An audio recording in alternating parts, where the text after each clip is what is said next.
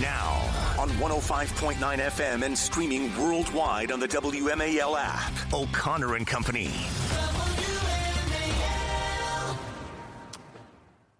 It is 7:06 on this Friday, the first day of August 2025.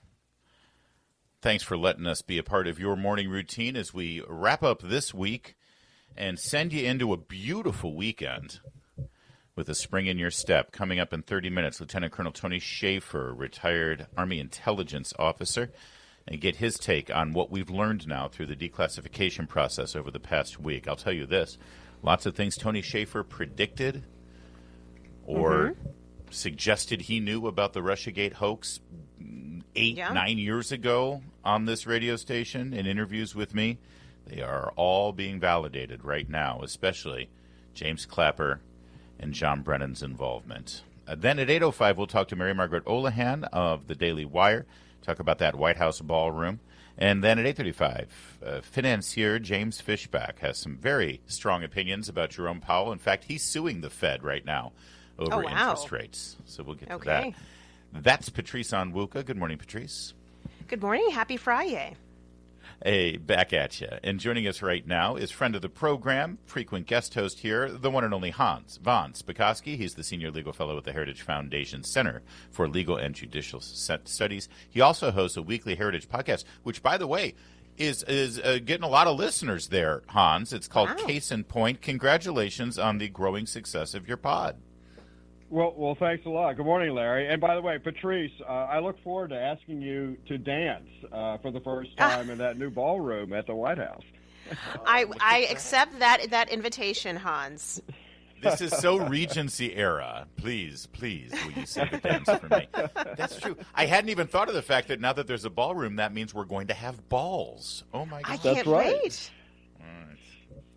All right.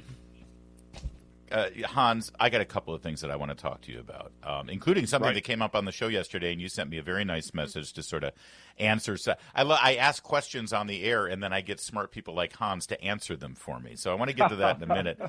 But first, this holdup in the Senate over nominees, and we're talking about cabinet positions, well, not cabinet positions, but deputy, and the people who do a lot of the work in the executive branch, plus some judicial nominations. What is the holdup, and what do you make of President Trump sort of challenging Chairman Grassley about it directly? Well, look, everybody should remember it's 6 months into the administration. And for folks to understand the problem, here's just some very simple numbers so you'll get this.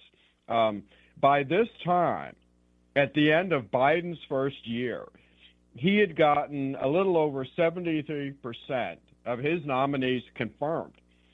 By the end of the end of the first Trump administration, he'd gotten about the same, 76% of his folks confirmed.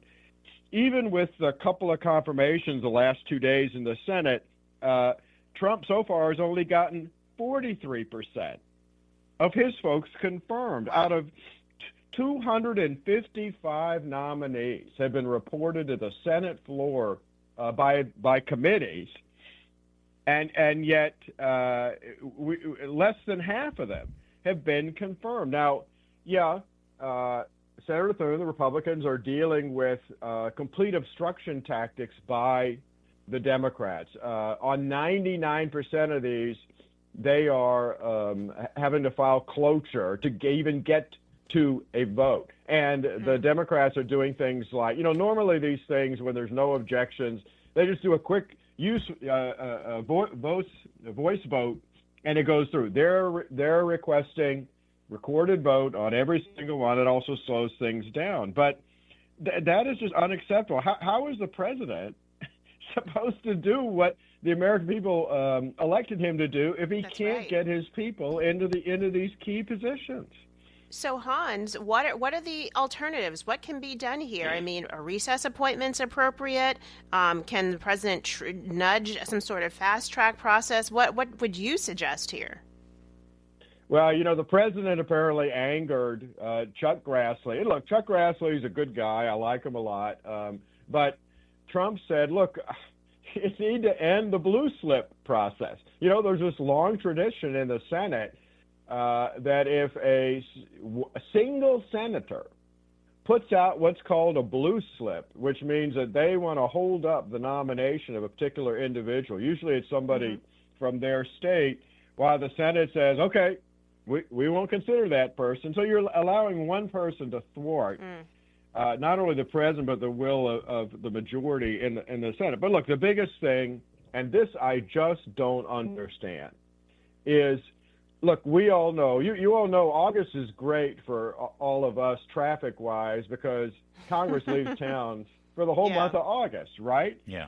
But Thune and the Republicans have continued the roadblock that was set up by who? Harry Reid, of all people, back in 2007. He got mad that George Bush was doing recess appointments. So he's the guy who set up this fake procedure every 3 days when the senators were gone for weeks. Every 3 days they would send one senator in. He'd gavel the Senate into session, gavel them out of session, not conducting any business. And so they never went into a formal recess. And because of that, and because the Supreme Court back in 2014 in a case said for the president to be able to recess appoint somebody, Senate's got to be out for at least 10 days.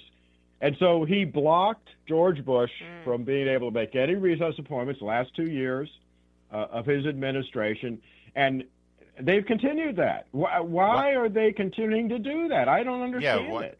Why would Thune do that? He's standing in the, I mean, I'd understand if it was a Democrat and there, that would be tit for tat. Reid did that to Bush, but why wouldn't he do that? So basically, they need to either, if they're going to be in session, actually be in session and get through these nominations and appointments. Otherwise, go in recess and let the president exercise a recess appointment. It's that simple. Yeah, that's right. And for those who say, oh, this somehow interferes with the Constitution and the Senate's right to confirm appointees. Look, for a recess appointee, they don't get to serve for the rest of the president's term. They only get to serve through the end of this congressional session, which means that the Senate will still have the ability to act on their regular nomination while they're serving in their recess nomination. By the way, I was a recess appointee while the Senate considered my regular nomination when I got on the FEC. You know how long I served as a commissioner before the Senate got around to holding a hearing on me? A year and 4 months. My goodness. Over a year. That's insane. Hans, can you stay with us? We got a couple of other questions for you. Oh, good. All right, we'll continue with Hans von Spakovsky. We've got some more legal issues, and I want to ask about this one judge in particular who did just make it through, this Judge Bovee, because he seems quite controversial, which means he's probably really good. We'll find out in a moment. WMAL, making sense of the news, live from the Home Paramount Pest Control Studios. Home Paramount, the leader in pest control since 1939. We continue with Hans von Spakovsky. Quickly, Judge Emile Bovee has now been confirmed for the Third Circuit. That's a lifetime appointment. There were a lot of people who were lined up. All the wrong people were lined up against this guy, which tells me he's probably really good. Were they concerned about what he would do as a judge there on the Third Circuit, or were they concerned that this guy could be on a fast track potentially for a Supreme Court nomination, Hans? Oh, I think it's both. They're going to oppose anybody who actually believes in not only the rule of law and the Constitution, but believes that the chief executive, that is the president under the Constitution, actually has the powers of a chief executive. I mean, that's the whole problem here. And who were the whistleblowers? Oh, all these career lawyers at the Justice Department. Well, let me tell you, I spent 4 years at the Justice Department. I dealt with those career lawyers. In fact, I wrote a book about them. And Larry, as you know, I've done just about everything you could do as a lawyer, working for the government or corporate counsel, private practice, etc. The most biased, radical, partisan lawyers I've ever encountered in my entire legal career were the career lawyers inside the Justice Department. So I got to tell you, when career lawyers at DOJ come out against somebody, that tells me, oh, they must be a good lawyer. It's a good indication. All right, quickly, if I could shift gears, we had a conversation yesterday on the program having to do with the Department of Education determining that the top school boards here in Northern Virginia are in violation of Title IX because they are defying the executive order to make sure that there's two genders and the boys can't go in girls' facilities, girls can't go in boys' facilities. But I pointed out that Governor Youngkin made that same executive decision as the governor of the Commonwealth of Virginia, and these same school districts in Virginia have been in opposition of the governor's announcement. So let me begin there. What power does the Attorney General have? And this, by the way, it's an all-encompassing conversation because I also pointed out that Steve Descano refuses to prosecute. We had Tim Carney on to talk about this. Steve Descano is not going after the brothels that are in Fairfax County posing as massage parlors. Everybody knows what's going on there. They're obviously engaged in sex trafficking and prostitution and probably illegal immigration, but the Commonwealth's attorney refuses to prosecute those cases. And I keep asking the same question. Can the Attorney General invoke state law here and do something about it directly, bypassing the Commonwealth's attorney? What's the answer to that, Hans? Well, the answer is yes. And if you'll recall, Descano also refused to do anything about the protesters at the personal homes of U.S. Supreme Court justices in Fairfax County. Yeah. Look, there's a Virginia statute that says that the state police, over which the Virginia governor is the head, they are vested with the powers of a sheriff for the purpose of enforcing criminal laws. So the governor has the ability to direct the state police to investigate cases that normally just your local sheriff does. And while the Attorney General generally does not have the same prosecution authority as the local DA, he does if the state police and the governor refer an investigation to him. So in other words, if the governor directs the state police to get involved and then they direct the state attorney general to get involved, then he can prosecute local cases just like as if he was the local DA. Okay. You know, Hans, to shift gears quickly, and maybe I'm opening a can of worms here, but we're getting so much more declassified information into just how, the different angles of the Russia hoax in 2016. Can we expect a prosecution of Hillary Clinton? I doubt it because I think probably they'd have a hard time escaping the statute of limitations, which is normally 5 years. And I don't think she was as actively involved as people who potentially were working on her behalf. Now, there are ways to get around that. And I think that the main people involved in this, Clapper, Brennan, Comey, they ought to be worried because one of the things I think the Justice Department will do if they determine, federal laws were violated, is they're going to say, this started in 2016, 2017, but the 5-year statute of limitations didn't start to run for years after that because this was a conspiracy. And they were continuing to act for years afterwards to keep this hidden and to keep this going. And that's the way they would try to get around the statute of limitations. But to follow up quickly, because we're going to have Tony Shaffer on. He's sort of an intel guy, but you're a legal guy. You know the federal law here. Right. On the face of it, based on everything that we've learned now, do you believe federal law was violated? Were crimes committed in this escapade? Oh, yeah. I think there were two major laws violated. One, the perjury statute, because, as you know, many of these people testified before Congress and basically lied, said nothing like this happened. The other one is the statute that Special Counsel Jack Smith tried to use against the president. There's a criminal statute on interfering with an official proceeding. And the Supreme Court has said that includes altering official government documents that are used in a proceeding. Well, what did they do here? They falsified intelligence reports that then became the basis of an official proceeding, an official investigation. I think they clearly violated that criminal statute. Like I said, Jack Smith was unsuccessful in using it against Trump, but it fits what these guys did like a glove. I'd also say, Joe DeGenova has pointed this out, a violation of President Trump's civil rights. It's in the statutes that if you're elected to office, if somebody tries to encumber you from carrying out the official duties of that office, that's a violation of the law. And that seems to be what happened here. Also, by the way, good old-fashioned perjury. I mean, John Brennan is under oath saying that they didn't use the Steele dossier for their assessment, and clearly they did. Yeah, they did. By the way, I would never disagree with Joe DeGenova. That's a good idea. I think Victoria is the only one allowed to do that. Thank you, Hans. Always a great conversation. Thanks, Hans. All right, bye-bye. All right, coming up, we got Tony Shaffer, Lieutenant Colonel, here to talk to us, break down all of the Russia hoax declassified information. Stay with us. It's O'Connor and Company at 7:30.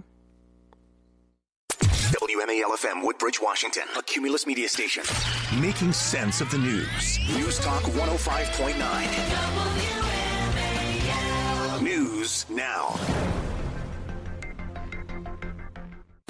Now on 105.9 FM and streaming worldwide on the WMAL app. O'Connor and Company. It's 7:37 now. It's O'Connor and Company on this Friday morning, the first day of August. It's Larry O'Connor alongside Patrice Onwuka. Good morning, Patrice. Good morning. Happy Friday, everybody. In the next hour, we'll talk to Mary Margaret Olohan about that new ballroom at the White House, and we'll talk to James Fishback. He is suing the Fed and Jerome Powell over interest rates. That's all coming up. Right now, we are joined by a friend of the program, a personal friend for that matter, Lieutenant Colonel Tony Shaffer. He's a retired intelligence officer from the United States Army. And he, as I said earlier, Tony, I don't know if you were listening, although just pretend that you were. I told all of our listeners that much of the revelations that we're seeing now due to the declassification are things that you either knew and told us or predicted 8-9 years ago as the Russia hoax was unfolding. So congratulations on that, first of all. Thanks for joining us. Thank you. Well, Larry, I hope you don't mind me blurting out. You probably remember the conversation with Joe DeGenova and Victoria Tonsing, you and me and some others there at Prime. Over dinner? Over dinner. Over dinner in the height of this. We laid this out. We laid this out, and you, God bless you. You were like right on it as someone who I think is. I don't know if you consider yourself a reporter, but man, oh man, you always follow these things, and you listened without judgment. You took it all in, and here we are, like you said, all these years later, and will we right or what? Right? Yeah. No, all of it, including Hillary Clinton's fingerprints on it. We got the emails yesterday, although I don't think any of us expected a paper trail leading to George Soros. That was kind of an extra little outlier. Yeah. Little Easter egg there. But so, for those that are just joining or maybe haven't been on top of it, over the course of the last week with these declassifications, sort of repaint the picture, if you can thumbnail it, about the collusion hoax, the origins of it, and most importantly, what Obama, Comey, Brennan, and Clapper did with this intel after the election. So Hillary paid a corrupt British intelligence MI6 retired operative, Steele, to come up with a bunch of dirt on Trump. That dirt then was kind of processed like potted meat, little potted meat, little, chunks of stuff spam that you put in a can. Spam. And they throw it in. And then they went and did something that I have never done before. And Larry, I've done some extraordinary intelligence operations.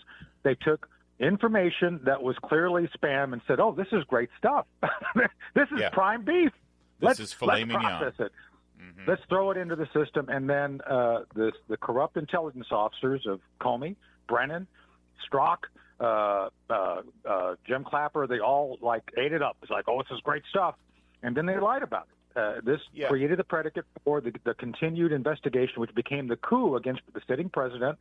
And one of the notable things, and this goes back to the way you opened the conversation, I was screaming in 2017 and 2018 to try to get the Army, who I was able to get a nod from the Army, with Joe Dunford, chairman of the Joint Chiefs, saying, "Okay, I will go along with it.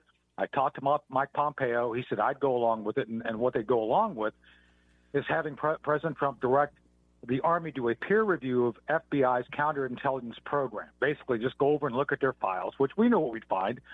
And the mystery still to this day is when I went to John Kelly, who I was told to go see, President Trump's chief of staff, I explained what was going on. I explained, Larry, what you knew, what I told you.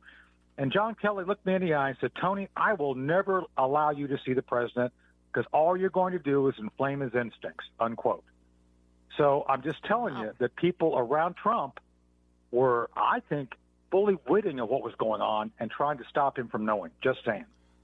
All right. A lot to unpack there. I do want to add two elements of this, if I could. The first is that this intelligence that was created, the paper trail that we saw yesterday specifically shows internal emails within the DNC and the Clinton campaign that said that the reason they were coming up with all of this, the reason they created the narrative that Trump was in bed with Russian mafia figures and they decided to create intelligence to support that assertion, was they were trying to distract from the damaging email scandal that Hillary Clinton was embroiled in. This was all a distraction. It was meant to distract, number one. Number two, as of August 6th of 2016, in the middle of the campaign, Comey, Brennan, Clapper, Obama, Biden, they were all briefed and they all knew that this was a creation of the Clinton campaign.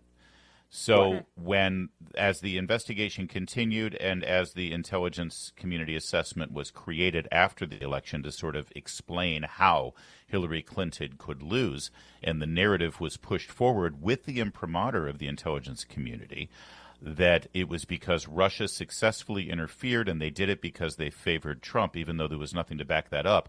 Every single person who put their name on that, including the President of the United States, knew full well months ahead of time that this was created opposition research that was dreamed up by Hillary Clinton. That shows, forethought. It shows,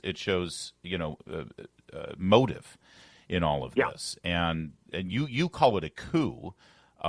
They didn't successfully upend the presidency, but at the very least, the whole idea here was to undermine him and intervene in his ability to effectively carry out his duties.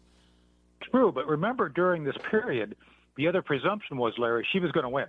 That this was done with the backdrop that this was just, but so this is what my theory is on this, and I said this over, we did a thing with Judicial Watch a while back, I think it was 2018, where I said, no, the presumption was they were going to do all this, and then they were going to punish Trump. Everything you saw them do to Trump, they were going to do anyway had Hillary won.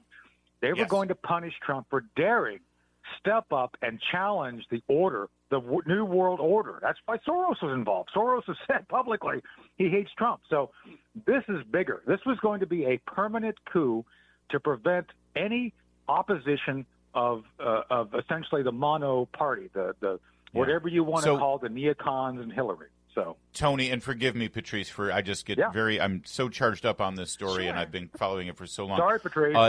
Are the players that allowed this to happen? I explained earlier that the whole idea was to undermine Trump, then win the midterms, then they could impeach him, and they did. Ironically, they didn't impeach him over this stuff because even they knew that transparency would have killed this story. So they came up with the Ukraine thing with Vindman and all that. Are those people purged? How's that process going? I know that you're still connected in many respects with people at the Pentagon and in other agencies. How confident are you with the new team in clearing this out? Well, obviously, I can't get into details of what you're asking me, but I'll say this.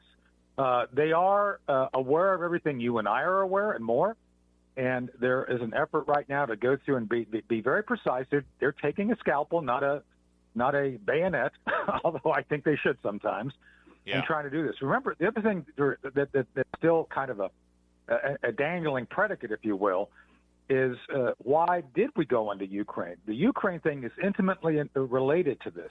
They had to have the Russia collusion thing to justify getting us into the Ukraine thing to the level we were. Think about that.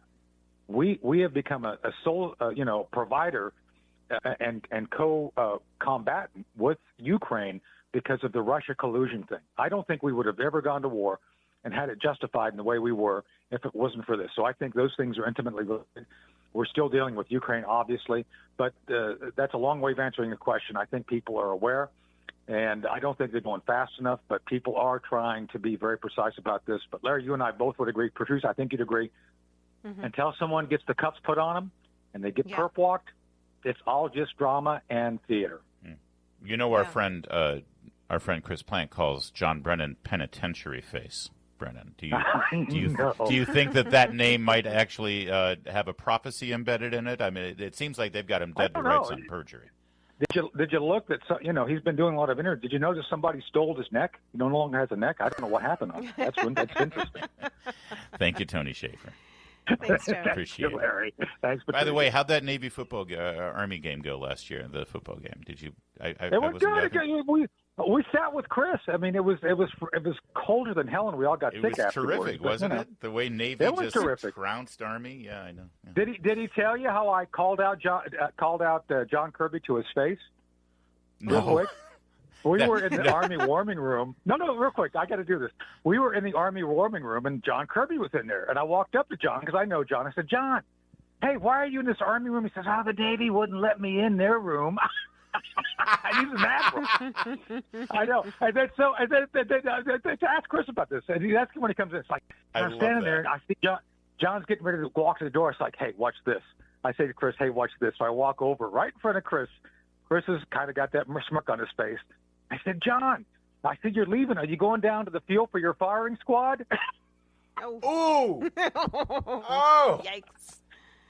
Fabulous. All right. I will verify this story with Chris Plant, but usually these things are all good. Do so. But I do. By the way, that's another please reason to do root so. for Navy. That's another reason to root for Navy, that they didn't let Admiral Kirby in the room. It is 7:47 now. WMAL's Vince Colonnese, weekdays at noon on 105.9 WMAL, making sense of the news. It appears, Patrice Onwuka, that Gavin Newsom has way too much time on his hands. You know, being governor of California is so boring. So he thinks he's already got the nomination for 2028. He's spending all of his time trolling J.D. Vance and Donald Trump and Republicans. This latest threat now, he's planning on redrawing the California districting map if Texas decides to redistrict. This will, of course, begin a national fight over redistricting. But I say bring it on. Democrats have been gerrymandering their districts for years now. Just look at Maryland. And in fact, it's funny. There was a New York Times article that said if Republicans redistrict to load up seats in the House, then Democrats don't have many options left. Yeah, because Democrats have already redistricted and gerrymandered all of their states. Exactly. I mean, he's getting into this spat with J.D. Vance here, and J.D. Vance makes the point: hey, listen, 40% of the voters in California are Republican, yet Democrat. Yet I think there's a little bit more than a dozen Republican congressional seats in the whole state of California. So there's definitely an imbalance there, and you have to wonder about the amount of gerrymandering already in place in California. And imagine Gavin Newsom now trying to eliminate probably 5 of the handful of seats, including one of our good champions, Kevin Kiley's seat, who's really fighting for small businesses in this country. It's ridiculous.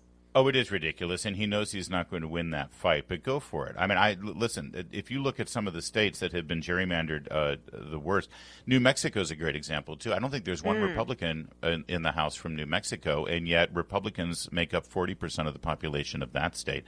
Look at Maryland, for that matter, where they purposely eliminated 2 Republican seats under Governor O'Malley so that they could dominate. It's bring it on. Bring it on. We've got the by the way, maybe Gavin Newsom should stop worrying about the redistricting map and be more worried about the poop map in San Francisco. Which is still a problem there. It's 7:54.